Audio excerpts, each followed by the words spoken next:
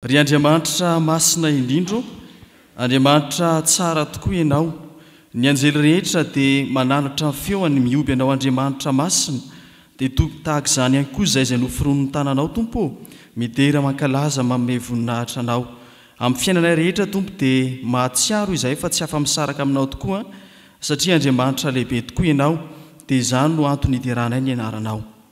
Velom-pisaorana anao izay Tompo, fa tsapanay dia tsapanay fa teo ny famindraponao Andriamanitra tsy mety ritra, matoy izay mbola afaka miantso ny anaranao, matoy izay mbola afaka mandihy indray izao alahady vaovao izao, dia noho ny fitiavanao ko misaotra anao izahay ny amin'izany fitiavanao asehonao amin'ny fiainanay izany.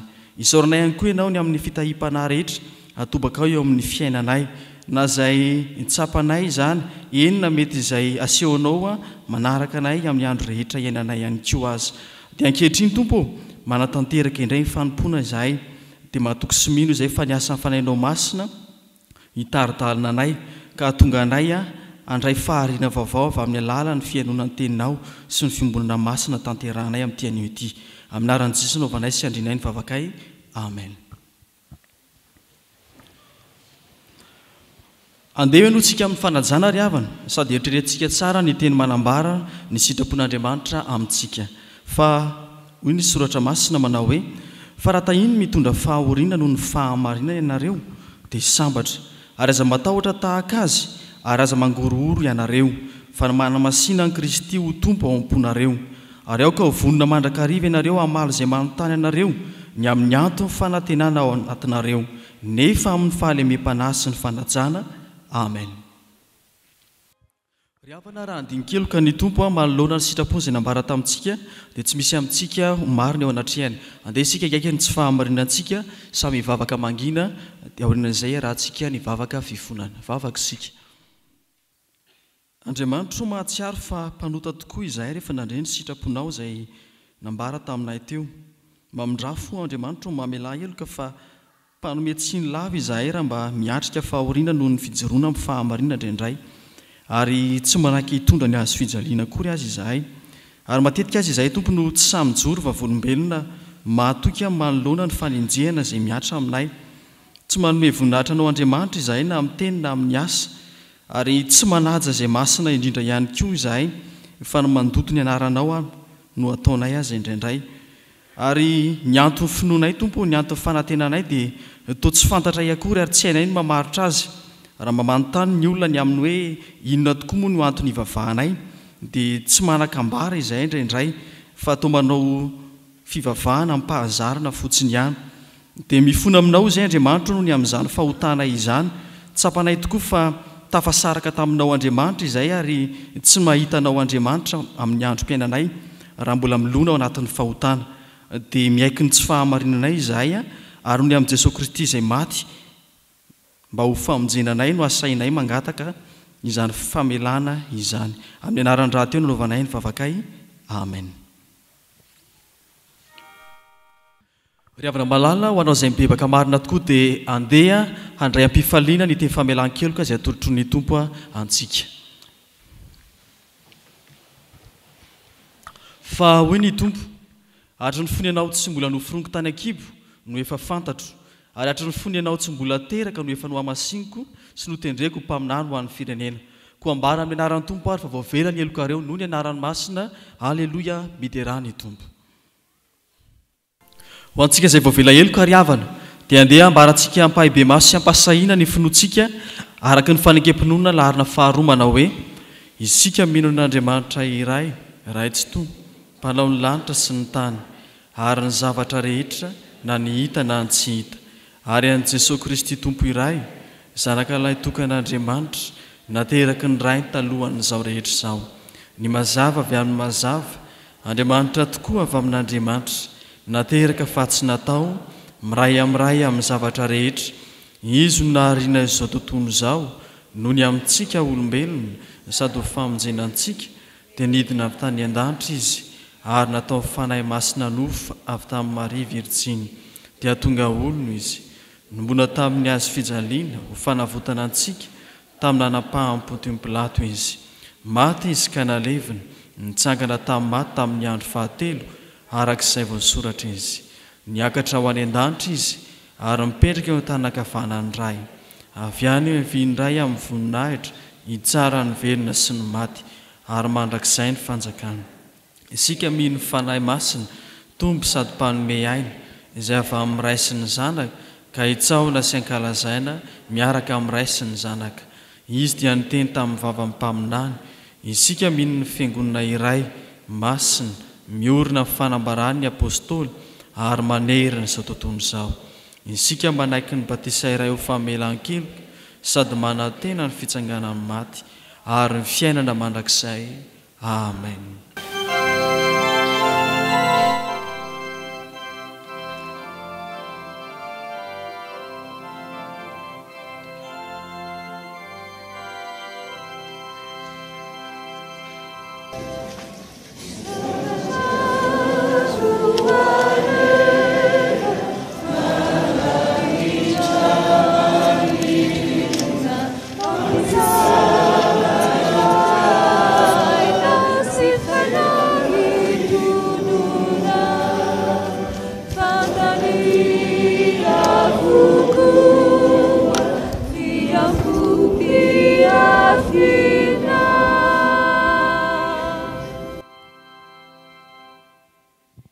Ivavaka isika.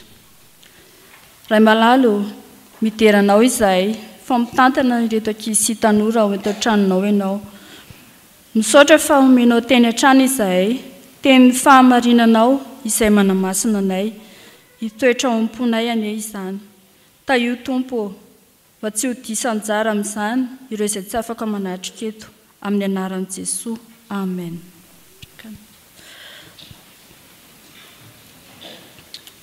Ny soratra masina izay angalantsika ny hafatra ankizy sy tanora dia arak'izay hita ao amin'ny Apokalipsy 9. Apokalipsy 9:7. Rehefa hita dia ho vakiana amin'ny anaran'ny Tompo. Ary rehefa novany ny tomboka sy fahadimy dia hitako teo ambanin'ny alitara ny fanahin'izay voavono noho ny tenin'Andriamanitra sy ny filazana izay nohazoniny. Amen. Voavono noho ny tenin'Andriamanitra na voavono noho ny fanambarana ny sitrapon'Andriamanitra, voavono noho ny fitoriana ny filazantsara na koa voavono noho ny fijoroana vavolombelona. Ty ankizy tanora tantarana amin'ny martyra malagasy iray. Zazalahy vao 14 taona raha faralahy zandriny, vao 4 bolana monja no na kristianina azy, izany hoe nandraisany an'i Jesosy. Ary tamin'izy natao batisa dia naka ny anaran'i Jaona izy ka hoy ny namany: "Tandre morisefy izany Jaona izany anie mitapahan-dono ny fahamarinana e." Dia izao kosa ny teniny: "Ny anarana tanimboanjo ka izay kely famaritra no ndresy." Vao nijery azy ny irakandriana, miaramila izany, dia samy miteny hoe: "Kely loatra ity." Dia ora ny soanaly irakandriana: "Elahy le ty aza mandroa manontelo intsony, fa zarany lary tsy maty amin'izao." Dia ora raha faralahy zandriny: "Sanatria tompoko raha andany Jesosy Kristy izay maty solo eloka hiverenako amin'Andriamanitra." Dia ora ny soanaly: "Mingosoa elahy le ty", izany hoe mialahy na mivadia. Dia ora faralahy zandriny: "Izaho tsy ingoso ary tsy hivadika amin'Andriamanitra." Dia hoy indray raha ny soanaly: "Elahy ve tsy hivavaka amin'Andrianam-ponomerina sy ilay dama sy ny tendrombohitra 12 ny vavahany 12 manjaka? Ty manao kitoto foana." Dia ora faralahy zandriny: "Izaho tsy hivavaka afa-tsy amin'Andriamanitra ihany." Dia ny fandrombonan'ny miaramila rehetra teo raha faralahy zandriny: ny sasany naneso, ny sasany nandraona, nisy namelaka tehemaina, nisy koa nandaka, fa izany no nataony ampivadika azy, nefa tsy azo nahodiny ilay kely. Ka niala-maina ny miaramila manam-boninahitra rehetra. Dia talanjona avokoa ny olona rehetra nanatrika teo. Dia nalefa tany an-tranomaizina raha faralahy zandriny, ary herinandro taty aoriana dia navarina teny am-pamarinana. Inona ny lesona raisitsika amin'izany? Matoa ianareo tonga ty an-tranon'Andriamanitra dia mivavaka amin'izy? Amin'Andriamanitra. Ary manaiky an'Andriamanitra isika satria mino azy. Mampaherantsika ny tenin'ny soratra masina ao amin'ny Apokalipsy, indray araka hovakintsika. Apokalipsy 2:10.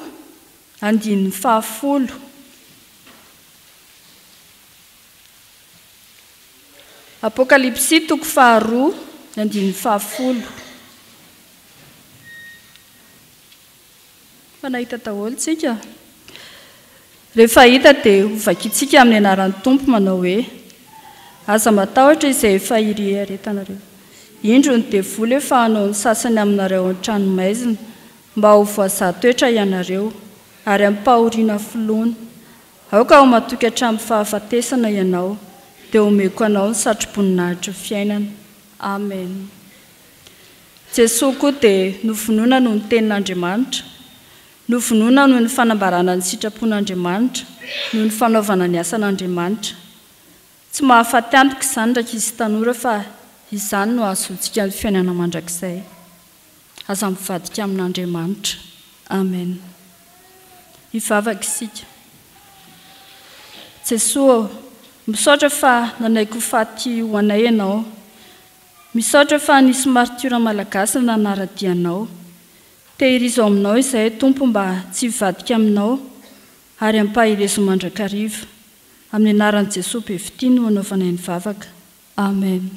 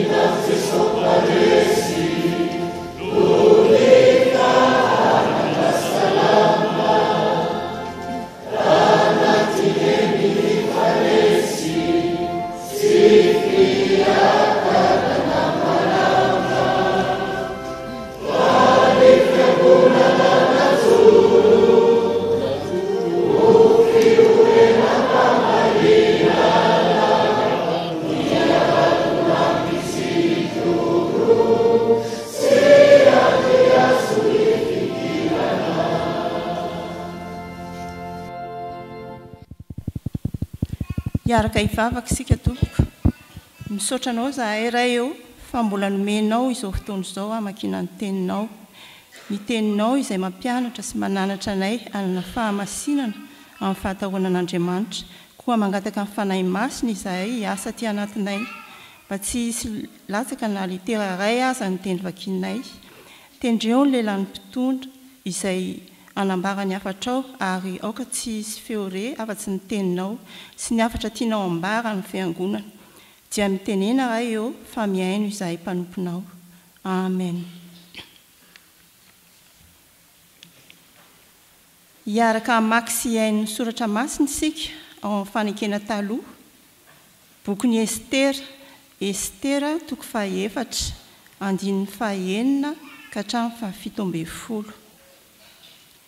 Rehefa hita dia ho vakiana amin'ny anaran'ny Tompo. Dia nivoaka Artaka nakany amin'ny Mordekay ho eo an-kalalahany eo an-tanàna.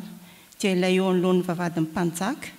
Dia nambara Mordekay taminy izay rehetra efa nanjoa azy sy nisan'ny vola izay nokasainy hamana aloha ao an-trano firaketan'ny mpanjaka no niandringanana ny Jiosy. ary nomena azy koa ny kopeny lalàna izay nantsoina tany Sosana andringanana azy mba aseho amin'ny Estera ampafantatra azy izany sy andidy azy hiditra ao amin'ny mpanjaka mba hifona aminy sy hangataka eo anatrehany ho an'ny fireneny. Ary tonga ataka ka nanambara tamin'ny Mordekay tamin'ny Estera. Fa Estera naniraka ny ataka indray hanao amin'ny Mordekay hoe ny mpanompo ny mpanjaka rehetra sy ny olona isan'ny tokony eran'ny fanjakany dia samy mahalala fa na iza makeo amin'ny mpanjaka ho eo an-kianja anatiny na lehilahy na vehivavy nefa tsy nantsoina dia misy lalàna iray ihany hahafaty azy afa-tsy izay ho tondroin'ny mpanjaka amin'ny tehim-bolamena hahavelona azy. Ary izao anefa dia tsy mbola nantsoina hiditra ao amin'ny mpanjaka intsony 30 andro izay. Dia nolazaina tamin'ny Mordekay ny tenin'ny Estera. Ary Mordekay nampitondra valiny ho amin'ny Estera hoe aza manao anaka-po fa ho afaka mihoatra noho ny jiosy rehetra ianao saingy ao an-tranon'ny mpanjaka. Fa raha angina mihitsy ianao amin'izao andro izao dia hisy fahafahana sy famonjena iseho avy amin'ny fitoerana hafa ho an'ny jiosy. Fa ianao sy ny mpianakavindrainao kosa dia haringana. Ary iza no mahalala fa angamba ho amin'izao andro izao mihitsy no nanandratana anao amin'ny fanjakana. Dia nampitondra valiny ho any amin'ny Mordekay indray Estera ka nanao hoe mandehana ary foroy ny jiosy rehetra izay hita ato Sosana ary mifadia anina noho ny amiko ka aza mihinana na misotra teloana na andro na alina. Ary izao sy ny ankizy vaviko hifaty toy izany koa ary amin'izany no hidirako ao amin'ny mpanjaka na dia tsy araka ny lalàna aza. Koa raha tahiny maty aho dia maty. Dia lasa Mordekay ka nanao arak'izay rehetra nandidiany Estera azy.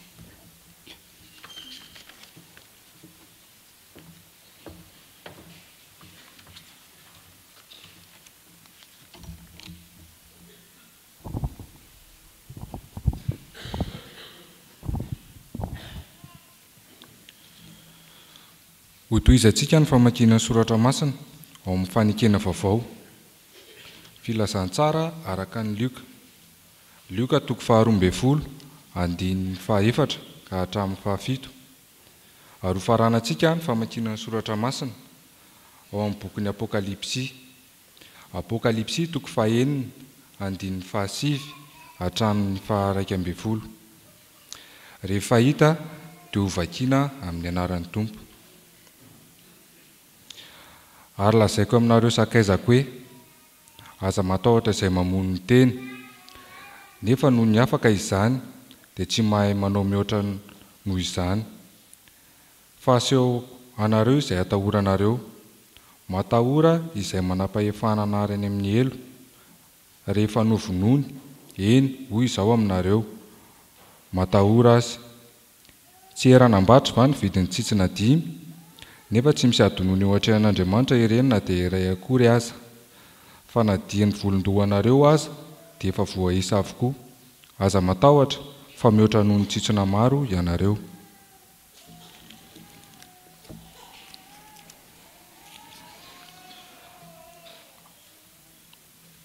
Ary rehefa novahany ny tombokase 15 dia hitako teo ambanin'ny alitara ny fanahy izay voavony noho ny tenin'Andriamanitra sy ny filazana izay nohazoniny. Ary niantso tamin'ny feo mahery izy nanao hoe Tompo masina sy marina, mandra-pahoviana ny tsy hitsaranao sy hamalinao ny rahanay amin'izay monina eny ambonin'ny tany.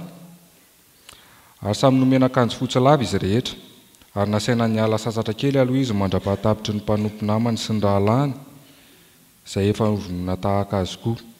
Amen. Amen.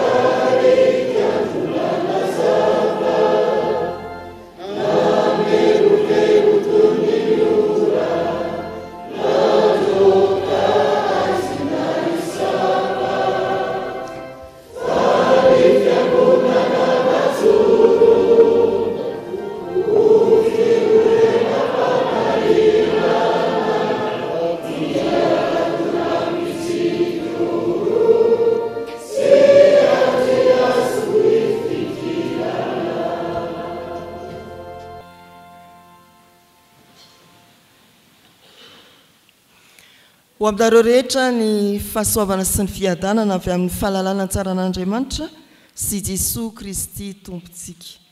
Ity alahady ity toy ny isan-taona dia alahady atokantsika Erizekely itona mambavaka ny asantsika sahany ny komity fanarenana ny tsangambato ny maritiora. Ko dia miarabantsika fiangonana zaraky ny maritiora riaba. Ao anatin'izany no antserovana ampahany amin'ny tantaran'ny fiangonana dia ny tantarany maritiora. Mafaka milaza venareo ankoatran'izay ao anatin'ny dinitra ny ankizy sy ny tanora no hoe izany no maritiora raha salama dia iza koa raha faralanitra eo aziko mombatra salama dia tsy livina kely ho azy rehefa mahafantatra dia ampatsahivana azy koa tsy mahalala manino eo tantaran'ny fiangonana dia fitivina kely raha salama izay nitsona hoe raha faravava salama dia tenaka tamin'ny taona 10 ary tamin'ny taona 420 izy no niditra ny sekoly teo ambany saokan'ireo misionera LMS. Rehefa nitonina ny filazantsara dia anisan'ireo kristianina nandray ny sakramentan'ny batisa ny taona 130 izy ary ny volana Jona 5 Jona dia isan'ireo mpandray fanasan'ny tompo tao ambatinakanga izay fotoana izay. Fa rehefa nandeha ny tantara ny 730 dia voerika izy no ny tsy netezany ny vadika tamin'ny finoana ny azonany ny finoana kristianina. Ary ny finoana no maritio izy fantatsika no lefona tao ambopotsy ny 7 aogositra taona 730 izany no mahatonga Erizekely izay taranaka maritiora anamarika ny fahatsiarovana amin'izany tantara izany isaky ny alahady faharoa ao anatin'ny volana aogositra toy izao 7 aogositra 730 no finoana ho maritiora no lefona tao aogositra 730 no finoana ho maritiora no lefona tao ambopotsy rafaravavy rasalama. Fa tsy rasalama akory no atao hoe maritiora voalohany teo amin'ny tantaran'ny fiangonana kristianina. Fantatsika izany diakona atao hoe Stefana araka ny asan'ny apôstôly fa izy no maty maritiora voalohany teo amin'ny tantaran'ny fiangonana kristianina. Ary araka ny tantara koa dia i Jakoba apôstôly no apôstôly voalohany kosa maty maritiora. Manodidina ny taona 590 taorinan'ny Kristina nanoratana an'izao boky ny Apokalipsy izao. Jaon'ny apôstôly izay farany indrindra tamin'ny apôstôly no nanoratra ary nosoratana izany mba ampaherezana ireo kristianina tamin'ny taonjato voalohany niaritra ny fanenjehana. Mbola moramora ny hoe ny foniny rasalama na dia mafy amintsika aza ny meritreritra an'izany sy mahita ny sary ny horonan-tsary fa tamin'ny taonjato voalohany ny fiangonana voalohany kristianina fiangonana kristianina voalohany dia tena niaritra fanenjehana mafy. Santiona ny hoe rehefa manao fety ny fanjakana dia nandrakofana jabora ny kristiana anankiray ary dia nanaovana afindasy mandritry ny alina natao jiro afovoany teo amin'ny tokontany lapam-panjakana. Ovian-tsaina sanatria hoe eo Ambotsiroatra dia ianao no alaina atao jiro rehefa fety ara-panjakana. Fa nisy koa ny hoe rakofana ody biby dia alefa ao anatin'ny kianja anankiray misy biby masika dia veriny biby hoe biby tokoa ity ka dia andeha horomontana sy hiadivana fa kristianina nefa nrakofana ody biby. Misy koa ny hoe endahana ny odiny ataovy ao an-tsainao ianao ary tafotoana kely fotsiny dia efa mangirifiry fa izany ny areta ny fiangonana kristianina tamin'ny taonjato voalohany. Santionan'ireo viavana amin'ny fomba maro ary olona maro no efa nahajoro martiora ny fivavahana kristianina. Matoy isika toy izao dia ireny martiora nahajoro hatramin'ny fahafatesana ireny. Ity apokalipsy toko fahaenina ity manoloana antsika atao anatin'izao perikopa izao dia mitantara an'izany atao hoe namahana ny tompo-kase. Jesosy Kristy ilay tondrona atao amin'ny perikopa hoe zanak'ondry no mamaha ny tompo-kase. Mamaly ny fanontanian'ny olona izay mijaly noho ny fijoroana ho kristianina ny amin'ny fitondran'Andriamanitra n'ireo martiora. Manahoana ny fiainan'ireo martiora any ambadika izao hita izao. Ny 19 hatramin'ny faraika 20 dia milaza ny amin'izany. Raha ampifanjona amin'ny loha-hevitry ny perikopa riavana, ny soratra masina eo ambany masontsika dia azo resahana ny hoe ny dingam-pahamasinan'ny mpino, ny dingam-pahamasinan'ny mpino, araka ny apokalipsy toko fahaenina 19 hatramin'ny faraika 20. Isan'andiny dia ahitantsika ny reto. Voalohany eo amin'ny 19 dingam-pahamasinana ny fanoloran-tena. Ny faharoa eo amin'ny 10 dingam-pahamasinantena ny fiaretana ny fijaliana. Ary ny fahatelo farany dingam-pahamasinantena ny fandresena omeny Kristy. Fanoloran-tena miresaka hoe altara ny andininy fahasivy. Zao no voasoratra amin'ny anaran'ny tompo. Ary rehefa hanovahany ny tompo-kase fahadimy dia hitako teo ambanin'ny altara ny fanahy izay voavono noho ny tenin'Andriamanitra sy ny filazana izay noazoniny. Hitako teo ambanin'ny altara ny fanahy izay voavono noho ny tenin'Andriamanitra sy ny filazana izay noazoniny. Altara milaza ny amin'ny fanoloran-teny izany ry havana. Ny Romanina toko faharoa 12 andininy voalohany dia misy teny manao hoe amin'ny anaran'ny tompo, mangataka aminareo ary rahalahy noho ny famindrampon'Andriamanitra mba hatolotrareo ny tenanareo ho fanatitra velona, masina, sitrak'Andriamanitra dia fanimpom-panahy mety ataonareo izany. Ny fanoloran-tena izay tanterahantsika fiangonana ety amin'ny altara dia efa fanamasinantena ary dingana lalovantsika amin'izany atonina rehefa iny mitondra fanatitriny ny mpivavaka ary tanterahana eo ny fomba mpivavahana amin'ny alalan'ny fanatitra mba ho fandraisana ny famelan-keloka avy amin'ny fanatitra izay nateriny. Amin'ny fomba ny fivavahana kristianina dia manatona eo amin'ny altara isika rehefa manolo-tena ho an'ny tompo eo amin'ireo sakramenta samihafa sy amin'ny fanompona samihafa ary dia atokana sy hamasinina isika amin'izany. Mahita an'ireo martiora ny fanahiny izay voavono noho ny tenin'Andriamanitra teo ambanin'ny altara ijaonina ary nosoratany antsoratra mambany masontsika izany fahitana izany. Ry havana malala, ao ambadika izao hita izao, ay voatahiry ny Jesosy ny fanoloran-tenantsika eo ambanin'ny altara.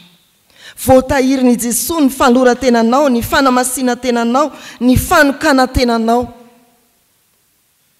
ary voatahiry ny fanekena nataonao. Maro sika ry havana nefa nanolo-tena. Misy anankiray mizanaky ny fiangonana androsan'ny sakramentan'ny batisa rehefa aveo dia nanamasina antsika ny fiangonana fa eo koa izay nanolo-tena teo amin'ny altara tsy tazana intsony na ndraindray tadiavina vao hita ary misy koa nefa dia hita mateti-piavy tsy tapaka na dia fialan-tsasatra azy. Ry havana malala rehetra amin'ny tompo, antso antsika fiangonana ny tantarany martiora. Antso ampairezana antsika izay miveratra manoloana antsika atao amin'ny apokalipsy toko fahaenina andiny ny fahasivy manamasina ny tenany ny tompo efa tsara ny naloranao tena fa avaozy isan'andro izany fanoratena izany mba ho hita tsy tapaka eo amin'ny altaran'Andriamanitra mba ho voamarika Andriamanitra isan'andro ny fanoratenanao ka raha vao mifoy ianao dia tononoko ny hoe tompo inty aho fa tena ataovy altaran'Andriamanitra ny misy anao rehetra fanoratena tsy tapaka eo anatren'Andriamanitra dinga mpanamasiana tena ny fanoranao ny tenanao ho an'ny tompo ny dingana faharoa ry havana dia hitantsika eo amin'ny andininy fahafolo dinga mpanamasiana tena ny ady sy ny fijaliana hoy ny soratra masina amin'ny anaran'ny tompo ary ny antso tamin'ny feo mahery izy nanao hoe tompo masina sy maro no mandra-pahoviana no tsy tsaranao sy amalinao ny ranay amin'izay monina ety ambony tany fanontaniana to miantso vonjy ao anatin'ny fiaretana ny fanenjehana no hitantsika eto amin'ity andininy fahafolo ity ao amin'ny Petera voalohany toko faefatra andininy fahaenina ambin'ny folo dia misy teny manao hoe amin'ny anaran'ny tompo raha misy mijaly satria kristianina izy dia aoka tsy homenatra fa aoka kalaza n'Andriamanitra amin'izany anarany izany izy raha misy mijaly satria kristianina aoka tsy homenatra izy fa aoka kalaza n'Andriamanitra amin'izany anarany izany izy dinga mpanolorantena ny fiaretanao ny fijaliana ny fanekenao ny fanenjehana ny fampianaran'ny fiangonana kalvinista misy antsika ry havana dia milaza mazava fa lala ny fahamasinana ny fiaretana ny fijaliana sy ny fizantoetra no ny fijoronao ho kristianina lala ny fahamasinana ny fiaretanao ny fijaliana sy ny fizantoetra ny fanenjehana no ny fijoronao ho kristianina zany dia fampianaran'ny fiangonana misy atsika alaina tahaka ao amin'i Jesosy Kristy sy ny fiaretana zany alaina tahaka ao amin'ireo kristianina maro novonoina ho martiora izany fiaretana ny fijaliana no ny fijoroana ho kristianina izany vita ihany tokoa ny manolo-tena voatonina ny fanekeny ety amin'ny altara saingy rehefa raikitra ny mafana sy ny ady dia mialy sika rehefa tojo olana ny fiangonana dia tsy namana ianao ry havana malala rehetra ao amin'ny tompo dinga mpanamasiana tena ny fanehoanao fahavononana hiaritra miaraka mibetsaka hiaritra fanenjehana no hony maha-kristianina antsika amin'izao fotoana atsiarovana ny tantaran'ny fiangonana ny fijoron'ireo martiora izao dia tadidio fa lalany fanamasiana tena ny fiaretantsika ny fijaliana sy ny fanenjehana ny ady sarotra no izay maha-kristianina antsika raha tojo zany enjehana ianao raha tojo ady sy fijaliana ianao dia mahaiza mankasitraka ny tompo ary mifalia fa lalany tsara no hitanao araka ny tononkirany martiora hoe hita koa ny lalany tsara ka izorako azo koa ny famonjena ka ho tanako mafy ny dingana fahatelo amin'ny fanamasiana tena atao anatin'izao perikopa izao dia ny fandresena milaza ny amin'ny akanjo fotsy ny andininy faharaiky ambin'ny folo fakina amin'ny anaran'ny tompo manao hoe ary samy nomena akanjo fotsy lava izy rehetra ary nasaina ny alasasatra kely aloha izy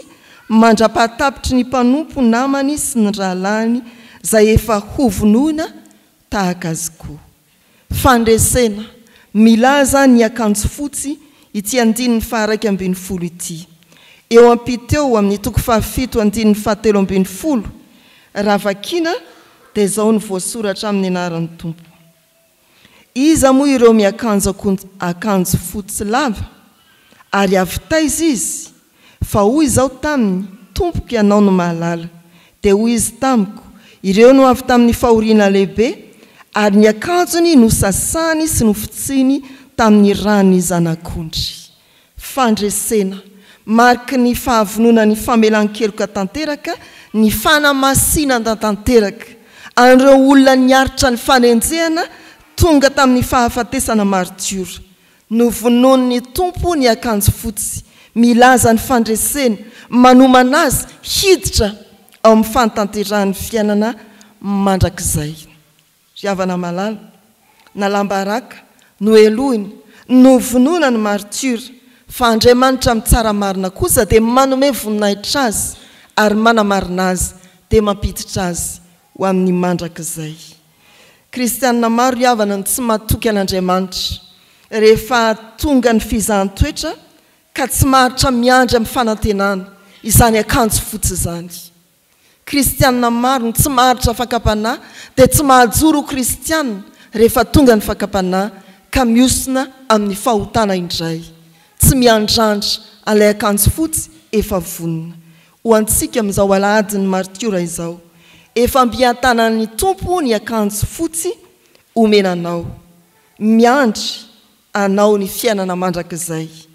Efa isan'ny mpandresy sahady ianao raha vonina haritra hatramin'ny farany.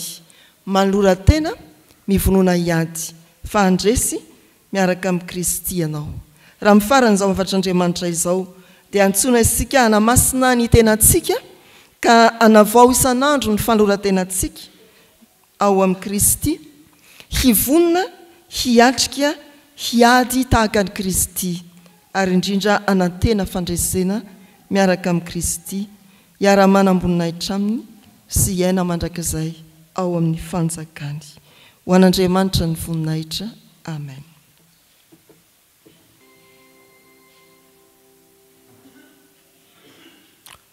Andeha iombavaka sika ry havana. Andriamanitra tomponay io, isaoranay mandrakariva ianao, satria miteny anay mandrakariva ianao amin'ny alalan'ny mpanomponao. Nampitondra hafatra anay ianao tamin'ity anio ity. Ianao izay milaza mandrakariva hoe aoka ao masina nareo satria masina Jehovah Andriamanitra reo. Dia navahanao tamin'ny olona maro izay Andriamanitra mba olona masina tokoa izay nantsoinao. Tianao izay mba masina kokoa dia nampianarinao izay tamin'ity anio ity amin'ny dingam-pamasinana tokony ho arahanay. Dia avaozinay tompony fanolorantenanay ho anao Andriamanitra satria fanompom-panahy tokony tanterahanay tokoa izany. Maneho ny fahavononanay izay tompo ny aritra ny amin'ny endrika fanenjehana maro samihafa izay mahazo anay. Eny mety ny ainay mihitsy aza indraindray no afoy, mety maro ihany koa ny fanenjehana hatrehany tsirairay avy, dia ao anatin'izany no hijoroanay amin'ny finoana satria matoy izay miaritra izany tokoa dia efa nantsoinao izay. Dia maneho ny fahavononanay mandrakariva izay ny aritra ho anao Andriamanitray. Dia isaoranay anao sahady ny amin'ny fandresena izay omenao anay raha tonga ny fotoana izay hiverenanao indray dia hoany aminao tokoa izahay satria efa nampandresenao izay tamin'ny alalan'i Jesosy Kristy izay maty ho famonjenanay. Ankehitriny ary Andriamanitra dia mametraka feno ampelantananao ny fiainanay izahay. Ny asa fivenomana sy ny fitadiavana ataon'ny tsirairay dia ankinina feno ampelantananao. Ianao nefa nilaza hoe ankino amin'i Jehovah ny asanao, ny lalanao matoky azy fa ataony tanteraka. Ary matoky sy mino izahay tompo fa ny asanay tokoa dia ho lavoraro satria ianao Andriamanitra mihitsy no efa mikarakara azy. Dia amarinao aminay mandrakariva tompo ny teninao hoe hoaninay tokoa ny asa ny tananay ary sambatra sady ambinina izahay no ny fitahianao Andriamanitra amin'ny fiainanay. Mivavaka ihany koa izahay tompo ho an'ireo rehetra izay tody tsy fahasalamana na ny tonga manatrika eto izany na ny amin'ny tokantrano maro samihafa any, eny amin'ny toeram-pitsaboana ihany koa. Ianao anie ampitony ny fanaintaina ary ampandresy azy mandrakariva hanome hery sy fanasitranana ho azy ireny. Hanampy ihany koa ny mpitsabo ianao ary ihany koa hampahomby ny fanafody izay hitsaboana ireny mpanomponao maro samihafa ireny. Dia ianao Andriamanitra mihitsy anie nikarakara ny izay rehetra miravoravo tanana sy tsy manana hiantsapazana ny amin'izao fiainana izao ary akaikin'izy ireny mandrakariva tokoa ianao Andriamanitra izay vavanay. Mangataka aminao izay tompo mba ho akaikin'ny mila vonjy rehetra ianao, na eny amin'ny toerana maro samihafa eny, na eny amin'ny fonja izany, na ny amin'ny hôpitaly any. Ny kambotsy sy ny mpitondra tena dia hamarino tokoa fa Andriamanitra izy ireny ianao. Dia matoky sy mino izay tompo fa ny teninao no marina amin'izy ireny hoe tsy mandrakizay tokoa no anadinonan'ny malahelo ary tsy very mandrakizay ny fanantenany manitra. Dia mangataka aminao izay tompo an'ny fiangonanao Jesosy Kristy eto Madagasikara, ny mpitandrina sy ny kristianina rehetra ao anatiny, na dia ao anatin'ny fotoam-pialan-tsasatra azy izahay dia ianao Andriamanitra kosa no hitahiry ny finoanay mba tsy hozongozony izahay no amin'ny toe-java-misy maro samihafa dia amonjy fionam-be maro samihafa ny recyclage maro samihafa ihany koa dia ianao Andriamanitra ny ampitombo mandrakariva ny fahalalana ao anatin'ny mpanomponao tsirairay avy dia apetraka feno am-pelantananao tompo ity Madagasikara ity ianao Andriamanitra ny hitahiry ny malagasy tsirairay avy dia ianao no hampirotsaka ny fahasoavanao sy ny indrafonao mba tsy ho anarana fanesona ny mahafirenena kristianina anay fa isandratany voninahitra ao tokoa ary ampanjakao eto amin'ity nosina ity tompo ny fandriam-pahalemana ka omenao any tsirairay avy isa-tokantrano izay hitanao fa sahaza azy ireo dia hivavaka mangina izay ankehitriny tompo sa mba hitondra eo ny etahitam-ponay eo natrianao Andriamanitra dia noho ny vavaka sandratry ny tsirairay.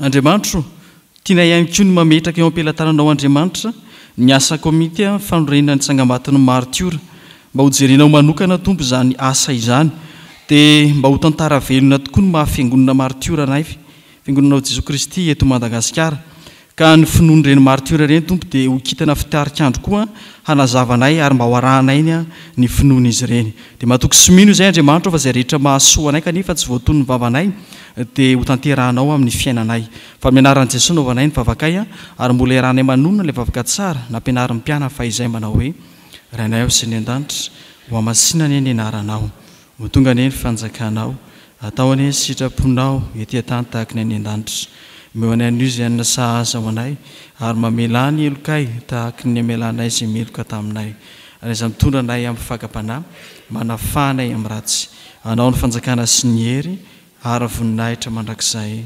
Amen. Aoka hivavaka isika. Tompo ataonay hoana ny tsy saotranao satria rehefa niantoraka taminao izahay dia noraisinao an-tanana nampahery ianao. Raha kivy izahay dia nanjary velom-panantenana. Raha toy ny maty izahay dia nomenao aina vaovao. Raha nahatsiaro meloka sy diso izahay dia notononao taminay ny famelan-keloka. Misaotra Tompo fa izay rehetra nentinay teo aminao dia noraisinao toy ho anao ary fantatray fa miditra nitsehatra amin'ny momba anay tokoa ianao. Dia misaotra ny amin'ireo mpanomponao izay nirahanao irotsaka tambolinao ka nanefa ny anjara fanompony ampanetretena teo ambany tanam-pahasoavanao koa. Ampahery azy ireo ianao, hitahiry azy ireo ianao ary mbola haniraka azy indray amin'ny fotoana ilanao azy ho fitaovana mahomby eo am-pelantananao, hanafaka ny voafatotra, ampahery ny reraka. Dia misaotra anao Andriamanitra ombanay amin'izay elanelam-potoana mety tsy aonanay ary fantatray fa na tsy fanatrika amin'ny nofo azy izahay dia fanatrika amin'ny mpanahy kosa. Amin'ny anaran'i Jesosy no hanonanay izany vavaka izany. Amen. Mitsangana indray ny afatra sy nitsodrano ary amarana amin'ny hira voalahatra. Izao no afatra toroana antsika vavina indray ny asa sy fampaherezana. Voasoratra hoe izay maharesy dia hitafy lamba fotsy tahaka ireo koa ary tsy hamono ny anarany eo amin'ny bokin'ny fiainana tokoa aho fa hanaiky ny anarany eo anatrehany iraiko sy eo anatrehany anjeliny. Raiso ny tsodrany tononona amin'ny anaran'ny Tompo. Andriamanitra ny fahasoavana rehetra izay efa niantso anareo ho any amin'ny voninahiny mandrakizay ao amin'ny Kristy rehefa niaritra fahoriana vetivety ianareo dia izy no hahatanteraka sy hampiorina ary hampitoetra anareo. Amen.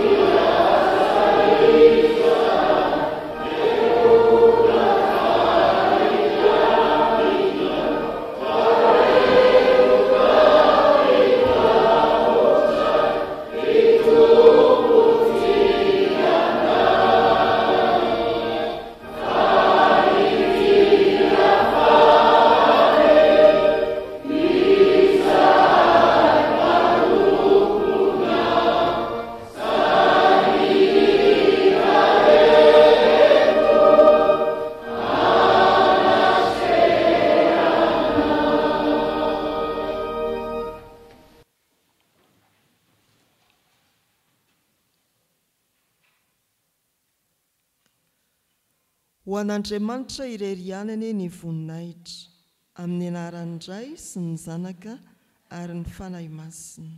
Amen.